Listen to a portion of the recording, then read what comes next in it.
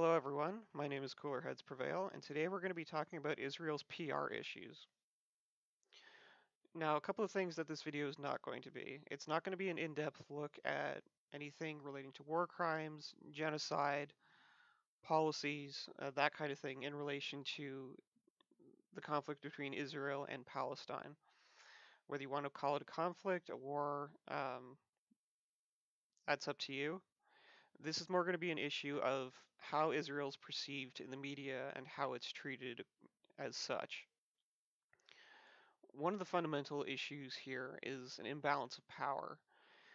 And what that boils down to is Israel, when compared specifically to Palestine, is an overwhelming military force. Now, obviously, that's not the case when you take a look at the greater conflict of Israel and the overall Middle East in general, but this is going to be focusing primarily on the Palestinian conflict. The problem here is that because Palestine is an underwhelming military force, there's not a lot they can do in terms of retribution. That doesn't mean they wouldn't if they had the power, but they're basically making futile attacks of digging tunnels trying to get into Israel, launching outdated military artillery and rockets in an attempt to damage Israel, which ultimately does nothing because Israel's power militarily is so strong. They can easily defend themselves from these attacks with relatively few exceptions. So, regardless of whether or not they're the defenders in this conflict, 9 times out of 10, people like an underdog story. And in this case, the underdog would be the Palestinians. Because they can't retaliate in any real significant way or make any significant strikes into Israel, they're not really seen as a viable threat. It's hard to develop negative press against a power that can't really strike, regardless of whether or not it wants to.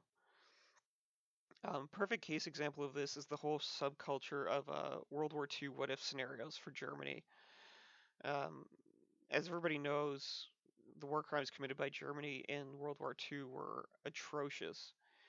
But there's this entire subculture of what if scenarios relating to Germany, and it really boils down to the underdog story again, which is Germany really was the underdog by the second half of World War II.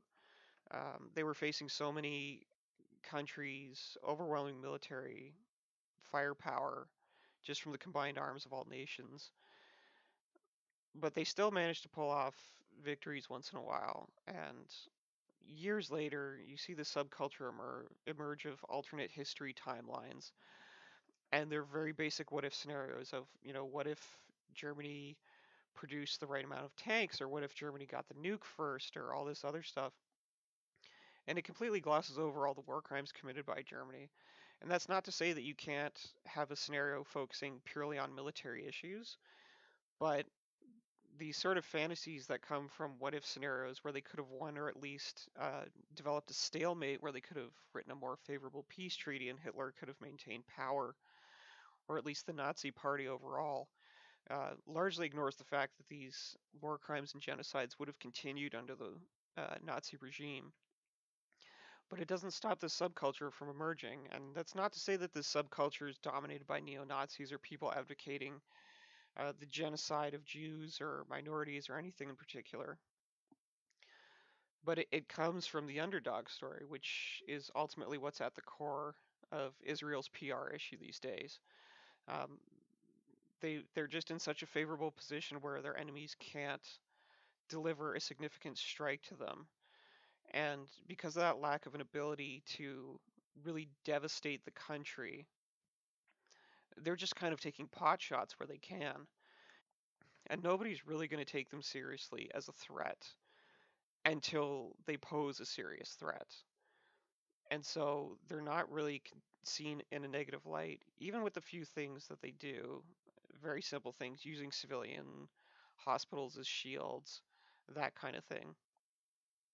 People are more focused on Israel's retaliations, which not for every scenario, but a lot of the time can be justified as self-defense. If you have people constantly trying to come after your country, you're allowed to retaliate regardless of your military strength. If you happen to be a stronger military power, you still uphold the justification to strike back if somebody's trying to take your country down. But again, going back to the PR issue, Israel's not the underdog in this smaller scenario. And so, as a result, they kind of get a lot of flack for these retaliatory attacks, which, compared to the attacks launched by Palestine, are much more overwhelming and devastating in their effect. But just again, just because their striking power is more capable doesn't mean that it's unjustified. But ultimately, I think this is the main point that's negatively impacting Israel's PR, and it's not really a justification one way or another as to whether or not it's moral that they're getting the coverage that they are. It's more just an explanation of why the coverage is the way it is at this time. So once again, my name is Cooler Heads Prevail. Thank you for listening, and I look forward to hearing your comments in the comments section. Thank you and have a nice day.